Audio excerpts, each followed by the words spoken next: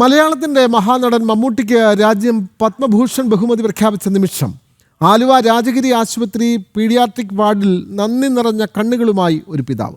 ചാലക്കുടി സ്വദേശിയായ auto driver Rio തൻ്റെ 1 വയസ്സുകാരി മകൾ റാഹേലിൻ്റെ വേദനയ്ക്ക് ശമനമാകാൻ കാരണമായ മമ്മൂട്ടിയുടെ ചിത്രം ടെലിവിഷൻ സ്ക്രീനിൽ തെളിഞ്ഞപ്പോൾ കുഞ്ഞിനോട് അയാൾ പറഞ്ഞു, മോളെ ദേ നമ്മുടെ മമ്മൂക്ക, വലിയൊരു ഹൃദയമുള്ള മനുഷ്യനെയാണ് രാജ്യം ആദരിച്ചത് എന്നാണ് റിയോയുടെ സാക്ഷ്യം.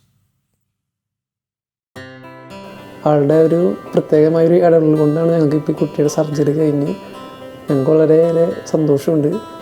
അപ്പോൾ അതിൽ കൂടുതലായിട്ട് ഞങ്ങളെ സഹായിച്ചത് രാജഗിരിയും അതുപോലെ തന്നെ എൻ്റെ കുട്ടീനെ സർജറി ചെയ്ത വിനീത് ഡോക്ടർ, പിന്നെ ഡിക്സി മാഡം, പിന്നെ ഇവിടുത്തെ സ്റ്റാഫ് അംഗങ്ങൾ എല്ലാവർക്കും ഞാൻ നന്ദി പറയുന്നു. അപ്പോൾ നമ്മൾ വിചാരിച്ചു എന്ത് ചെയ്യുമെന്നൊരു സാഹചര്യം കണ്ടപ്പോഴാണ് ഇങ്ങനെ ഒരു വാത്സല്യം പദ്ധതി കൂടെ ഞങ്ങൾക്ക് ചെയ്യാൻ പറ്റുന്ന ഞങ്ങൾ അറിഞ്ഞത്. അപ്പോൾ ഞങ്ങൾക്ക് അപേക്ഷ വയ്ക്കുകയും എത്രയും വേഗം തന്നെ അവരത് നമ്മുടെ കുട്ടിക്ക് വേണ്ടി ചെയ്തു. മമ്മൂട്ടിയുടെ വാത്സല്യം പദ്ധതിയിലൂടെ പുതുജീവിതം കിട്ടിയ അനേകം കുട്ടികളിൽ ഏറ്റവും ഒടുവിലത്തെ ആളാണ് റാഹേൽ. റാഹേലിന്റെ ശസ്ത്രക്രിയ വാത്സല്യം പദ്ധതിയിലൂടെ രാജഗിരി ആശുപത്രിയിൽ പൂർണ്ണമായും സൗജന്യമായാണ് നടത്തിയത്. സാമ്പത്തികമായി പിന്നോക്കം നിൽക്കുന്ന കുടുംബങ്ങളിലെ കുട്ടികളുടെ വിവിധ അസുഖങ്ങൾക്കുള്ള ശസ്ത്രക്രിയ സൗജന്യമായി നടത്താൻ മമ്മൂട്ടിയുടെ നേതൃത്വത്തിലുള്ള കെയർ ആൻഡ് ഷെയർ ആവിഷ്കരിച്ചതാണ് വാത്സല്യം പദ്ധതി. പിതാവ് റിയോ ഓട്ടോറിക്ഷ ഓടിച്ചു കിട്ടുന്ന തുച്ഛമായ വരുമാനത്തിലായിരുന്നു റാഹേലിന്റെ കുടുംബം കഴിഞ്ഞിരുന്നത്.